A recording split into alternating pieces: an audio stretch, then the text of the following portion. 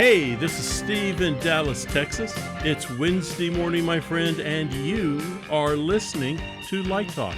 And this is Ellen, hard at work on the tropical island of St. Bart's, and you are listening to Light Talk.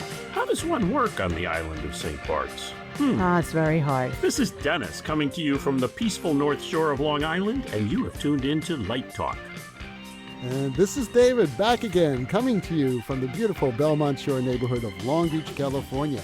If you don't already know, you are listening to Light Talk, and we are the Lumen Brothers And Sister.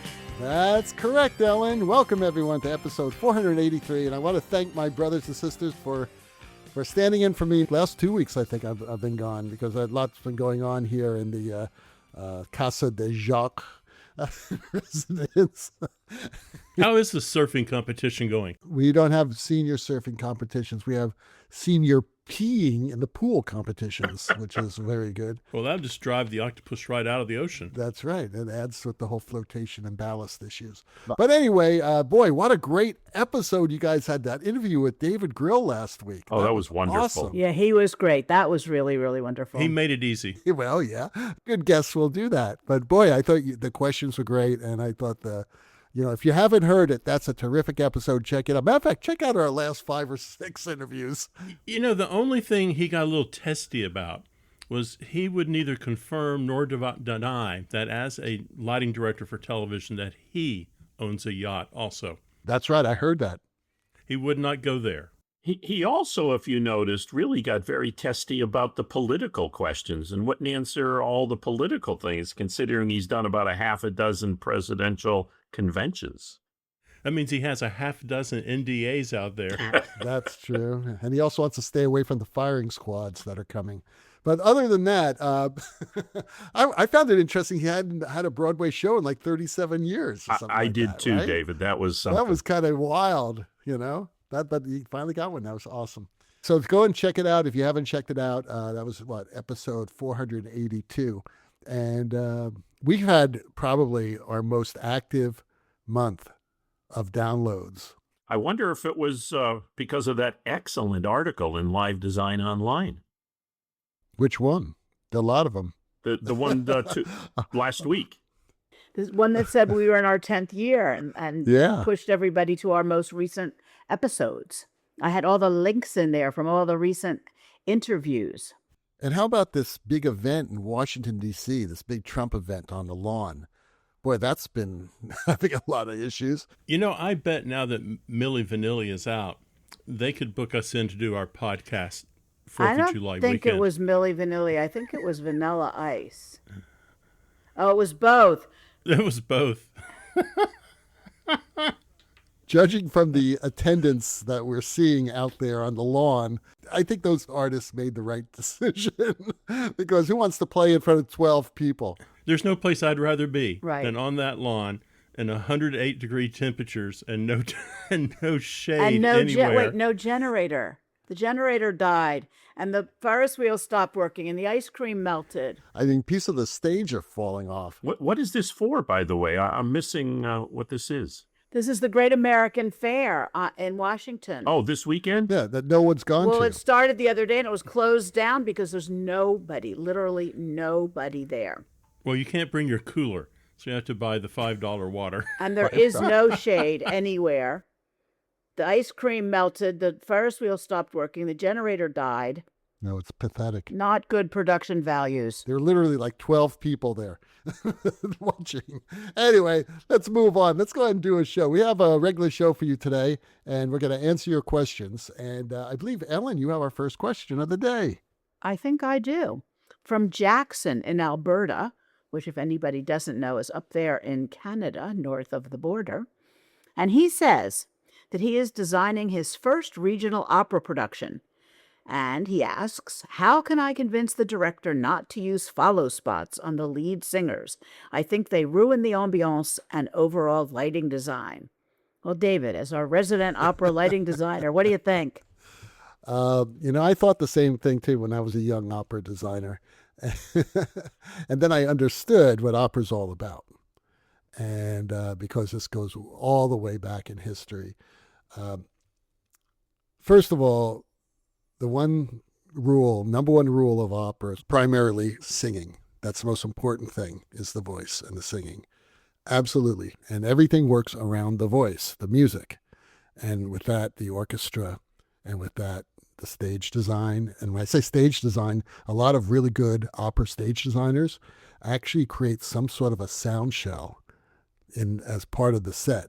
That's very important. We've talked about this before, but that is important because opera singers don't use microphones. Right. So that's to help project the voices. Otherwise, if you have a bunch of flat scenery, or maybe it's like, wing and drop stuff, forget that eats up the sound. I didn't know that. Yeah. You need a hard surface behind you. So most good stage designers figure out how to create walls and ceilings and things that have a reflective surface. So is it like a parabolic reflector that? No, it just could be flats. Oh, okay. It doesn't have to be anything fancy. Okay, it could be like a wall, a hard wall. But if you look at some of the shows that I've designed, if you could see a lot of the sets, you understand what I'm talking about. Wow. Because they're just like giant pieces of hard scenery behind people, so that you can hear it. But so that's the first thing. The second thing is that a lot of general directors of opera companies, they're paying a lot of money to these singers, a lot of money. And they sell tickets that are very expensive. And when people come to see these singers, they want to be able to see the singers. Right. So that's why, like at San Francisco Opera, they always use follow spots, always. And I've done a lot of operas without follow spots, believe me. And a lot of my operas, I use follow spots. They're very low. And there's a constant sort of battle there of like, what's bright enough, what's not. I don't ever want to see the follow spot. I want to feel the follow spot. But sometimes if a general director comes up to you and say, David, I really need to see the singer because we're paying them like $70,000 a performance and the audience really wants to see them. So, that's how it works there. That's how it works with opera. So what I would tell the listener is don't try to convince the director not to use follow spots. That director may be more experienced than you are in opera, and it sounds to me, just asking this question, you aren't that experienced in opera, which is cool, man, because I was the same way.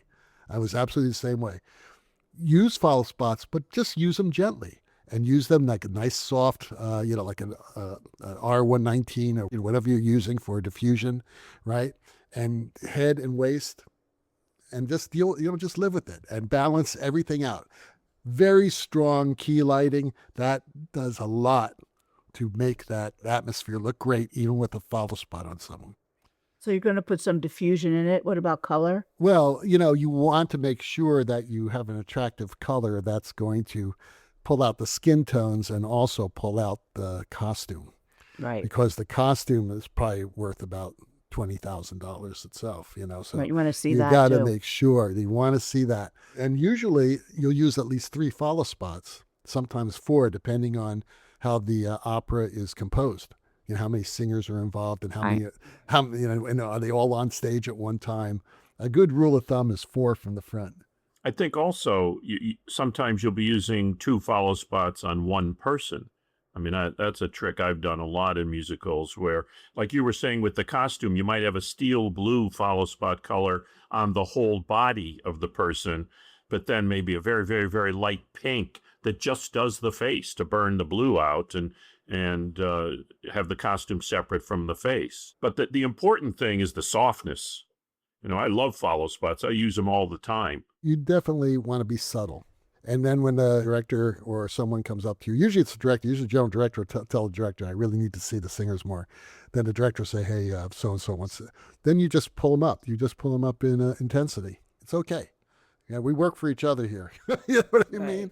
And the bottom line is that general director is signing my check along with everyone else in that theater. So, that's the way it works in opera. And it's important to make sure that the star is separate and pops out from everywhere, from the scenery you could have and like everybody 300 else. people on stage. You want to be able to see that person, right? You absolutely, focus is important. As you said, it's the voice. But one of the things that Dave Grill said last week as advice from Bill Klages is the cameo, the close-up, the person, the lead. I mean, just a little trick that most people don't know. The Oprah Winfrey show that I did a million years ago, Oprah was in 8 follow spots. People always said, how does that show look so good? And a lot of talk shows will use 100 soft lights and bathe the whole room. Rather than blowing out the room, I decided to keep the atmosphere, and Oprah was just lit separately in follow spots that were cued to whatever camera direction that she was facing. And that made that show a particularly unique look. But you could never tell there were follow spots. I mean, it shouldn't look like Dames at Sea or some musical where you got a hard edge spot. Right. You don't want to look like a circus. That's right. Also, the follow spots don't have to be all from the front. You can use front, all around truss spots. Yep. You can be all around. Opera's known for, the larger opera houses have spotlights on chairs that are above the first electric. That's it. There's a bridge there, and they have, follow spots up there. It's really nice. I mean, when you're working with this type of, in these facilities, because you do have those options. I know the first time I worked in a lot of the European opera houses, I mean the big ones like La Scala and places like that, they have follow spots on almost every electric. You can put them on there. So it's really nice. And nowadays, you don't need follow spot operators that are up there hanging from these bridges. They could be remote follow spots. It makes it a lot easier. It really does. There you go. Chris from Chicago asks, although I've been out of college for a few years, I still find having my initial meeting with the director on a project is always stressful, especially if they still haven't hired a designer and I'm actually being interviewed. Obviously, they'll be asking a series of questions, but what questions do you recommend that I ask the director so that they know I'm the right person for the project? Director meetings, production meetings, producer meetings. Let's face it, we've all done it. They're always a pain, but I find that some sort of conversational thing is always better. If it's an interview, obviously there's a certain one-on-one thing that's going to go on, but it doesn't hurt to start a conversation with the director so you understand where they're coming from, and they will be asking you questions to find out where you're coming from. But there's no reason you can't ask the director, for example, why he's doing the project. Is he just a hired gun? Did he choose to do it? Does he or she run the theater? Maybe there's a plan to move it on, and that director was brought in to move it on. It's always good to know what his purpose for doing the project was. Another thing to know about is what is the director's goal. It doesn't hurt to ask what his goal is. Is it a favorite play or a playwright that he chose, or was he hired specifically? Does he have some sort of personal connection? It always helps to just talk about his motives for taking on the project, and then that'll lead to your motives for taking on the project. Then the obvious creative questions, discuss what the play is about, what the theme is that he wants to emphasize. Does he see the characters in the play one way and you see it a different way? It's nice to find out how he sees it. What about the mood and the atmosphere? Different designers have different opinions and feelings from directors, but let's face it, we've talked about this in the past. Everybody has to be on the same page as a director. So ask him. Sometimes you get situations where the director wants to make a change to the playwright's intent. Find out what the intent is. I just saw recently Broadway did a revival of Oedipus Rex. It wasn't the traditional Greek tragedy with the center door that Oedipus burst through. It was designed in a political waiting room after a presidential convention in modern times, with Jeremy Strong playing the president. So sometimes directors have different intents with the piece. Find out what the intent is. Then a director will also want to emphasize different moments. Ask them, come right out and say, hey, what are the pivotal moments that you think lighting wants to emphasize?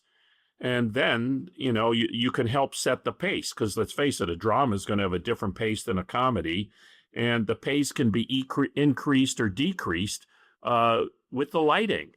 And then, obviously, special effects. Does the lighting need to have any special effects? Are there scene changes? Any atmospheric moment that requires special lighting? These are all great things to talk about with the director.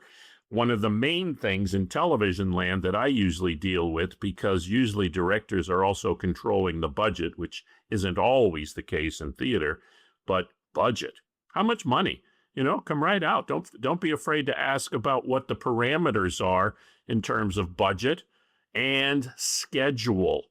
And if you don't know the theater space, talk about the theater space and what the parameters are there and any existing equipment inventory. It's always helpful to express your own ideas and thoughts. That way the conversation can begin in the creative process, and the director will know that you want to be part of a collaborative process. I'm sure there's other things. Steve, anything I missed, you think? Well, I think if you go back to the question, it seems to me the heart of the question is, I'm interviewing for a job, and I'm always stressed when I'm talking with this director or any director. I think the first thing you need to think about and consider, and you might even say it, is after you've had your first sip of coffee, you look at the director and say, why in the world did you call me? What can I do to help you with this? How? And they'll tell you. I mean, they'll reference something they like about your work they've heard about how your bedside manner is during the design process, but they have a reason they want to hire you. And then you can build off that, because all of a sudden you realize the strength that you have that they are looking for. And that can lead you to a nice little question of, how can I help you tell the story? What is the story we're trying to tell, and how can lighting help it? And then I think you're off to the races. It's just, don't overthink it too much. Should you also ask who the other designers are? Like, what's the rest of the creative team, and when are we getting together? And I mean, the reality is they usually hire the set designer months before they hire the lighting designer. But yes, that's legitimate. You said, after you're off chatting there, that is a question. Who is the team you're planning on putting together? Yeah. Very often, the scene designer usually recommends a lighting designer, and a meeting like that preliminarily is basically the director trying to, meet and understand a designer he's never worked with who's recommended by somebody else. I always think these things are conversational, frankly. Everything that Dennis said and Steve, I totally agree with. It's important to remember that when you go to these meetings, it should be a conversation, as Dennis says, but you need to be prepared for it. So do your research, be prepared, find out about the project, be knowledgeable, understand the piece, do some research on how the piece has been done, or find out really, why is this piece important to do right now? This goes back to my first level undergraduate classes. Why is it important to do this piece now? Why is it important to tell this story now? Because you need to be committed to the story. Whatever it is, this piece has to mean something to you. Otherwise, you're just lighting it. You're just a machine out there lighting it. You want this to be an artistic expression that you're going to be doing.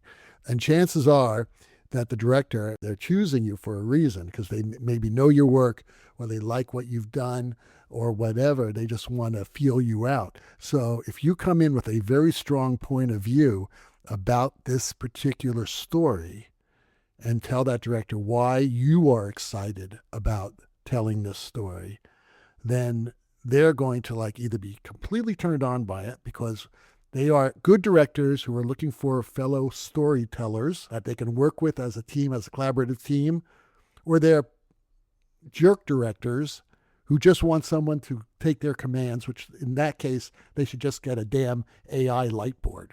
Okay? All right? And you don't want to work with directors like that. You don't. You don't want to, and believe me, we've all worked with directors like that. But the more successful you get in your career, the more choosy you can get about who you're going to be working with. And you're going to find yourself going from working with 70 directors in your career to about 3. That's what's going to happen eventually in your process, because you got to find the people you really connect with, people you really love working with. And then, and it's going to all go back to that first meeting. If you go in there I'm just going to see what the director has to say, You're sunk. Ask them, why do you want to tell this story? What's important to you? Because the bottom line is, it's the director's idea, but you have to really agree with it. You have to get on board because it's not an argument. And if you can't get on board with it, then don't take the gig. But believe me, it's very few gigs I turned down because I didn't agree with the director on it. I was going to ask David if he thinks he's really worked with 70 directors. Oh, I have. Yeah. Wow, that's impressive. Yeah, I actually, in my, about, I don't know, 10 years ago, I had to update my resume for some stupid tenure thing, right? And I just said, worked with directors, and I just started to list them. And it was like 68 or something like that. And that was like 10 years ago. And I've worked with several more since then. So it's crazy. Especially if you travel around, and you travel around a lot, David. So, you pile up a litany of directors over the years. I mean, it just happens. No, that I've worked with some really great directors. I'm very happy with that. I have two questions for you based on what you were just saying. Number one, at that meeting, assuming that the designer knows what the show is, should the designer bring in like light sketches or photos or some sort of visual graphics to get his ideas across? Not at that first meeting. That's another meeting. Okay. But don't be presumptuous, because what happens then goes back to that story that I've told 2 or 3 times on this show about that incredible costume designer who did all those beautiful renderings. Right. She came in and the director was kind of freaked out over it because it was like, oh my God, this is not really what I'm thinking about at all. They don't want someone to jump the gun. You really need a discussion first about why we're doing this show. And that's what good directors do. I think you're better off researching the director and seeing what he or she has accomplished. Absolutely. I just worked with a person who is on, great person, don't get me wrong, who is, I don't think any of his work in dance has seen a gel on stage in 30 years. And also he's on an absolute jihad on side lighting, particularly if it's messy and it's over the legs. So you know what you're getting into, that, he would love to see a beautiful dance without side light in it, and you find a way to solve that problem so the legs aren't all lit up. Vanta black. No, very simple. Well, just paint everything in Vanta black. I think once you see what that person has been doing in their body of work too, that also tells you something about them. Not always, but quite often it gives you information. Well, that's what you say, that if you hire Robert Wilson, I mean, not anymore, but if you hired Robert Wilson, you got Robert Wilson. So why were you surprised when that's what you got? Going back to the other thing you said, David, and I know that, with your experience and Steve, I'm sure it's the same thing. I do it a lot where I'll meet with the director, and right off the bat at that meeting that this is not going to be a fun relationship. And more than once, I've said, I don't think I'm going to do this. And I'm often in a situation, though, that I can sub in another designer from our company. But can a young designer actually take that risk and basically say, you're a pain in the ass director, I'm not going to work with you? No, and I'll tell you why. This business, as you all know, but I'm telling this to our listeners who may not know, some of them may not know yet, is about who you meet. And even though you're working with some unfortunate colleagues, you're going to meet a lot of people in those 4, 5, 6 weeks that you're in the theater. And those people, whether they be stage managers or other designers or other assistant designers or the assistant director, they're watching you. And you meet them, and they may be able to give you another lead. That's just the way it works when you're a young designer. You cannot leave any opportunity by the wayside.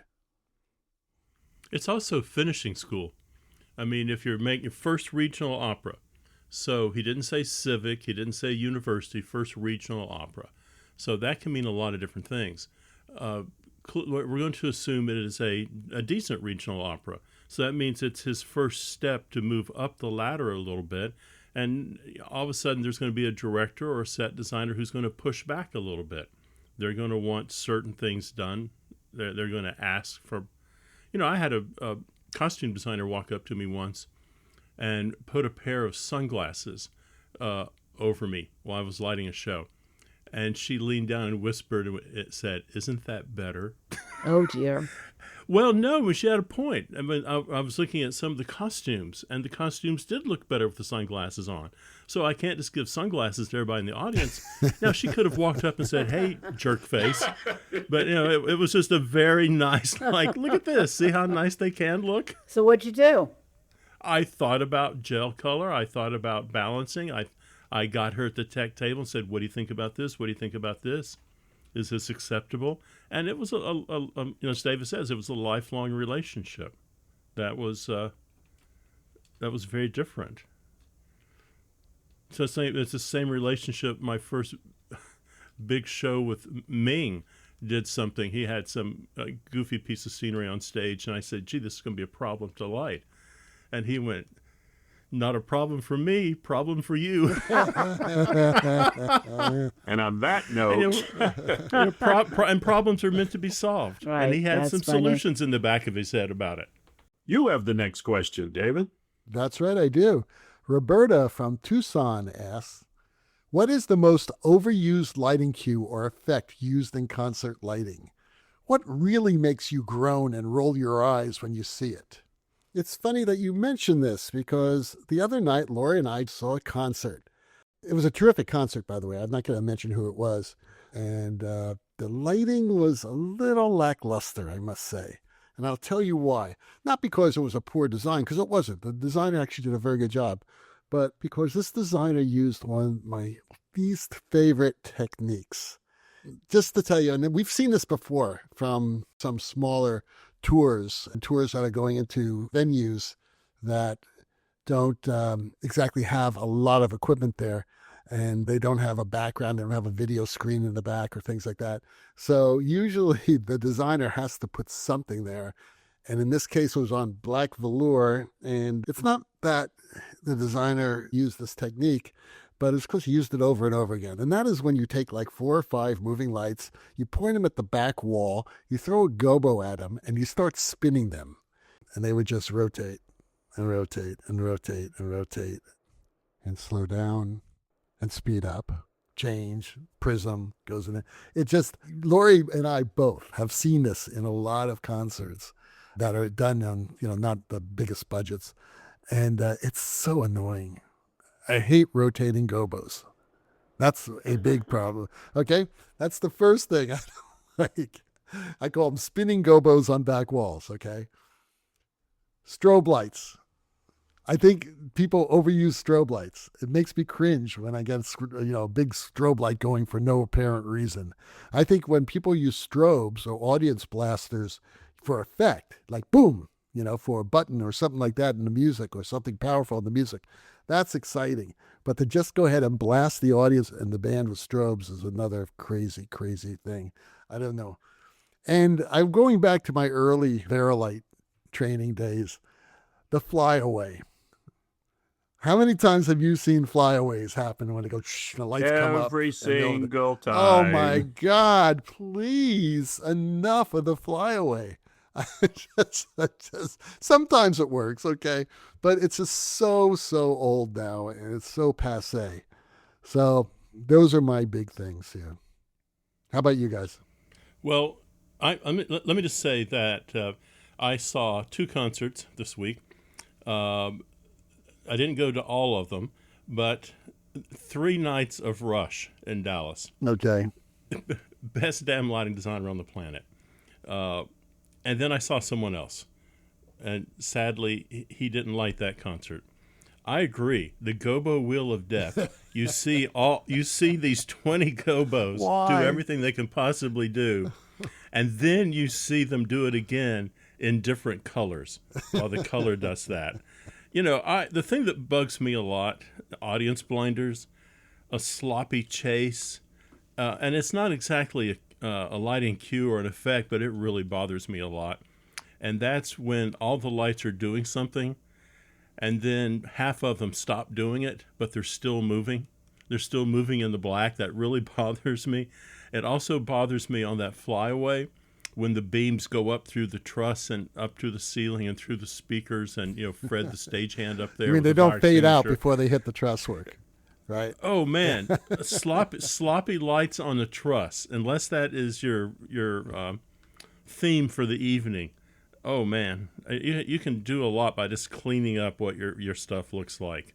Riffing off of what David said, the use of gobos and the one gimmick that drives me crazy, and you still see it all the time, is perfectly sharp in focus gobos that are doing the old slow ballyhoo or the sweep upstage, downstage, left and right with super sharp, and it's usually a construction gobo that makes no sense to the song, and I don't get it. And there's, I don't mind the movement, but don't keep it so sharp. And there's no reason why, if it's soft, they have the technology and the programming capability. Fade it out, go to another gobo, bring in another gobo that's soft, so that you're doing a little bit of a subtle chase in that ballyhoo. But then the stupid construction gobos will continue back and forth and back. It makes no sense, and they're in perfect focus. And then just to break it up a little, they'll go to the next gobo in the wheel, which also makes no sense. It's that gimmick of movement for movement's sake that don't enhance the story or the song. Drives me crazy. There's a way to do subtle movements. Oh, totally, in something totally. like this.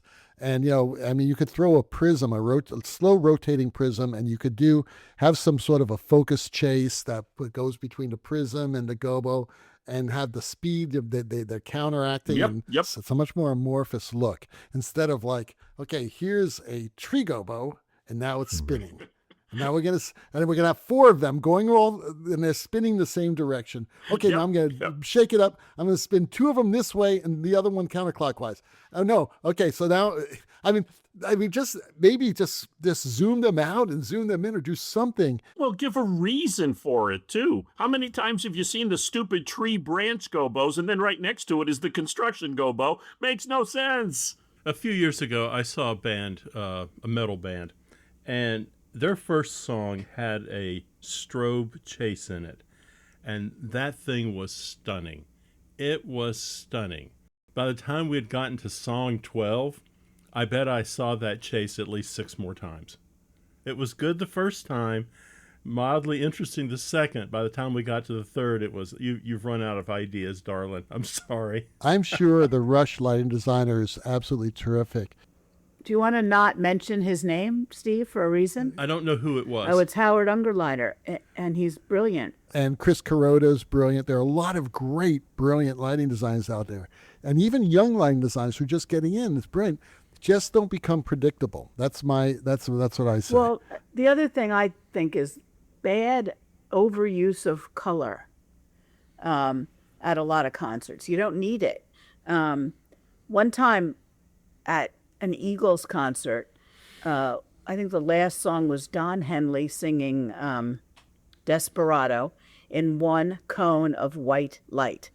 It was brilliant, beautiful, and there was not a dry eye in the house. So sometimes less is more. I saw Steve Cohen do a Don Henley concert with, he had a pickup truck load of lights. It was the most minimalist thing I'd ever seen in my life. And it was brilliant. It was just, how can he accomplish this with what's in the air? He was just a master. Steve Cohen is another one of the greats. Yeah, Steve started with, I don't know if he started with, but I know he was with Billy Joel from the very beginning.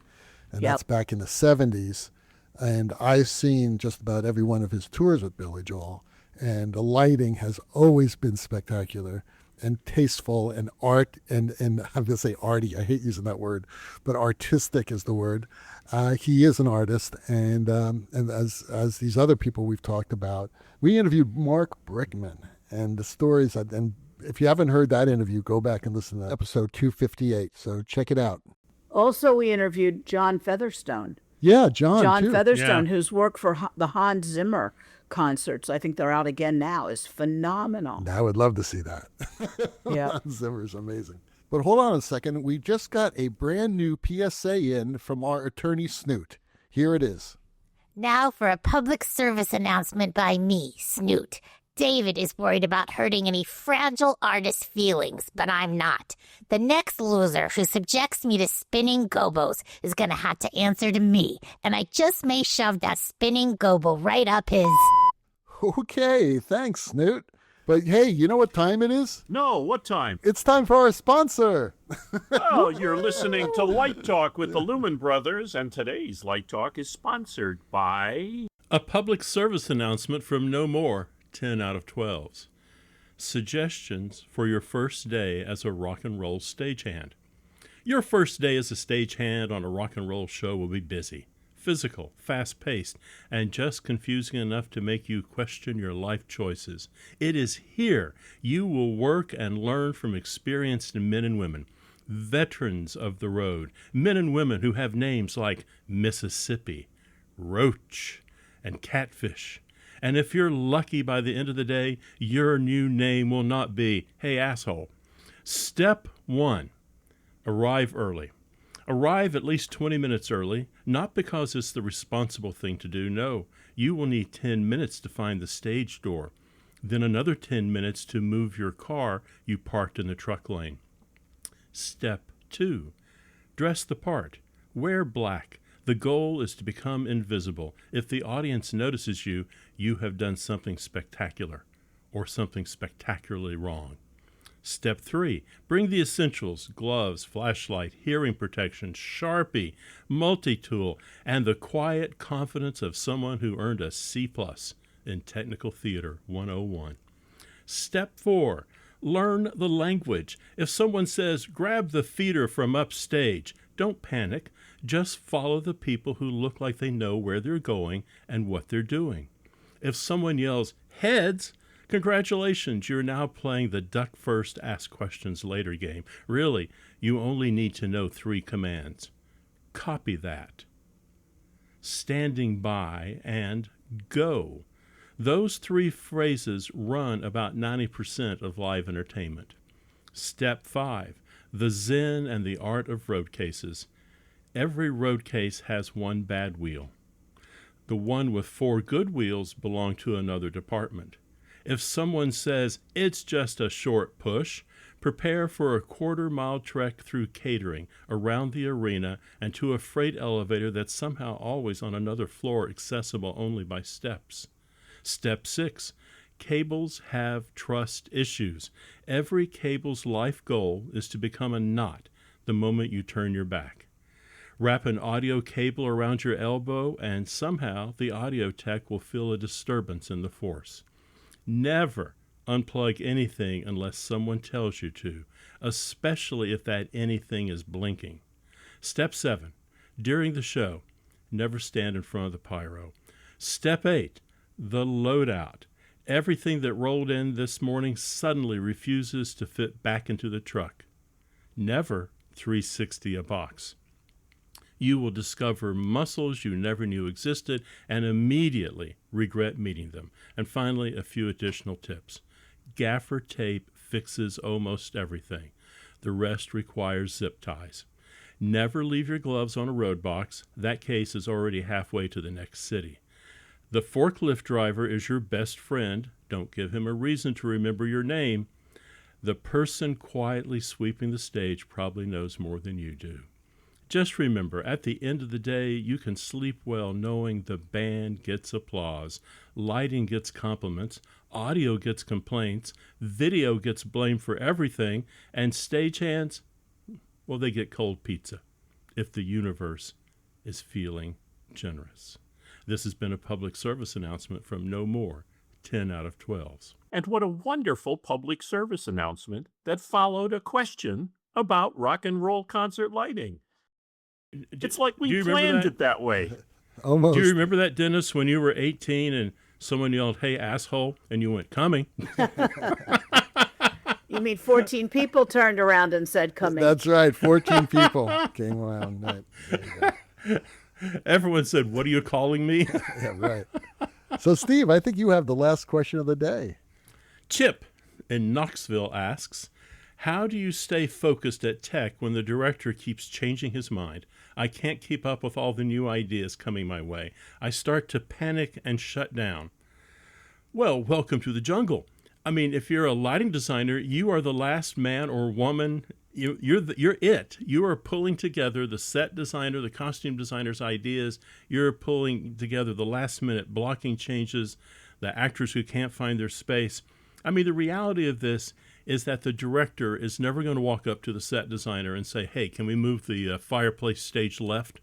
No, he's going to walk up and say, can we move the scene stage left? And I'm guaranteeing you, 9 times out of 10, that decision to move the scene stage left is 100 times better than what it was like on stage right. I think that's part of the joy of being a lighting designer, is you're always on your toes. You've got a bunch of ideas coming at you. You're sitting there figuring out how to make this work. I think that's when it's really exciting. So I love the changes coming. You can't take them personally. Some you can say, let me show you right now. Some, let me show you tomorrow. Some you have to say, let me think about that. But you just have to accept that is, I mean, that's a class you probably should have had in college. How do I deal with changes at the last possible second? What's a nightmare is when they happen at, half an hour before the curtain goes up somewhere and someone's saying, I've restaged this. Can we relight it? David, what do you tell your students? What have you told them about dealing with changes? Well, you are going to have directors, as Steve says, that are going to change their minds. It's and it's a process. And I agree. It is what makes lighting so great, is that it's so easy, especially nowadays with moving lights, to make changes like that. We don't have to have a crew call to change a couple of gels. You just roll in a different, color. Technology has made it a lot easier to be a designer and director, by the way. And you don't ever want to say no. You don't ever want to say no, because that director will remember that. Because you can do it. You may need a little time to do it, but you can do it. So do it. Because as Steve said, chances are it's going to look a lot better. I only have one thing to say, though, about all this, because I think what Steve put it perfectly. When you do make changes, make sure that you save the old cues in another cue stack. Because there's a very good chance that director is going to say, I kind of liked it the way it was 4 days ago. Can you recreate that? You say, yeah, I happen to have that old Q43 written as Q643, and I'll just pull it right up and we'll look at it. Oh, I wouldn't tell them that. I'll say, yeah, let me see what I can do. I just call up the cue. I don't say I have it done. I say bring up Q643. I said, okay, this is what we had 4 days ago. I had a director do that to me. And, he came up, he was very sheepish about it. He says, I think I've made a mistake. I think it was better last night. Not a problem. Not a problem. We have a thing called a show file, and we can pull all that up. With modern light boards, you could actually pull up the one cue from a backup. You know, it's crazy. I love that. Dennis, I can't believe you've been on location and done everything, and the director says, can we move it all 20 feet to the left? I've had to move it to an entirely different location after we lit it and rehearsed it. Stadium. We're moving this to a different stadium, Dennis. Oh, my God. Well, that happened a couple of years ago with the Obama presidential convention. They decided to move it to entirely different. They moved it from the convention center, Denver Convention Center, to the stadium there. And it was much more successful. But you're right. And you know what, Steve? That goes back to what we discussed 2 weeks ago about what does a lighting designer need to have to be successful. And one of the things that we talked about was that ability to pivot and be adaptable. And let's face it, that's kind of as David just said, that's one of the fun things about why we chose to do what we do. It'll certainly keep us young. Or not. Or not. When we get stuck doing something like that, I mean, the team I'm working with, they're all kind of excited by the challenge. They're pumped, they're ready to go, and they throw their chest out a little bit and goes, yeah, we accomplished something. It's interesting. I just had a call before we started taping. I'm supposed to be in a studio rehearsing for a show that's going to be a July 4th special. But I had a conflict. I was in Tennessee, flew back, blah, blah, blah, blah, blah. But the designer who I have covering me said, everything you lit has been thrown out the window today. Instead of multiple positions and a huge video volume, they decide that they want to have the anchor person who's surrounded by video of different things that are enhancing the 250th celebrations. There's going to be a Steadicam now that's going to shoot 360 degrees and just keep turning around the anchor, who's going to keep turning toward the Steadicam, which throws out everything we had done for stationary conventional positions. So I said, okay, tomorrow I'll go in and we'll relight it. That's what we do. There you go. That's why we get the big bucks. Something like that. You know, those yachts, the gas is expensive these days. The yachts. Yes, Right. gas is very expensive on the yacht. All right. Whoa! The rocking sounds of the Luminoids tell us that once again you spent another Wednesday morning listening to Light Talk. You can hear our show on just about every podcast site out there. Check out our website at lighttalk.org and be sure to follow us on Facebook. And don't forget to subscribe to our podcast. That way you will not miss a second of Light Talk insanity. No guarantee is offered regarding the accuracy of any statements or opinions made on this podcast. However, Hey, listeners of this pathetic gibberish. You haven't heard from me for a while. David's been keeping me pretty busy with our own Light Talk After Dark, if you know what I mean. But trust and believe, if you do decide to litigate, you will have to deal with me, Snoot from the Snoot Group, and I'm not any softer, so don't with me. Light Talk coming to you today from the beautiful Belmont Shore neighborhood of Long Beach, California, the tropical paradise St. Bart's, the Lone Star State, and that very Long Island that's east of Manhattan. Be sure to join us next week when we dive into more lighting shenanigans and serve up a fresh, piping hot casserole of nonsense. I'll have 2 slices, Ellen. Light Talk, broadcasting questionable Lumen knowledge and humor around the world. So we will see you all next Wednesday morning. Bye-bye from Light Talk. Bye-bye. Bye-bye.